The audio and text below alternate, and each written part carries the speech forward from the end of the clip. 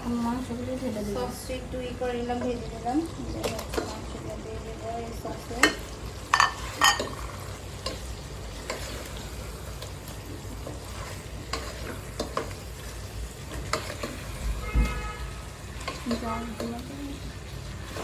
বেশি বাড়া দিলে পুড়ে যায়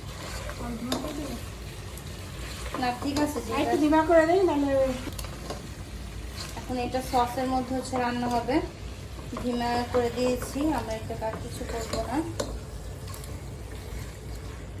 এখন ধুয়ে নিয়ে আসছি হচ্ছে এটা যেহেতু একটা সসেজের হচ্ছে গিয়ে ফ্লেভার আসবে, তো এখানে একটু কাঁচামরিচ দিয়ে দিব ফেলে, যাতে একটু কাঁচামরিচের একটা ফ্লেভার আসে।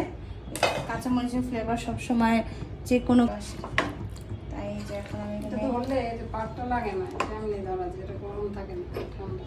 নেড়ে দিয়ে দিলাম। এখন এটা হোক, এটা রাখো।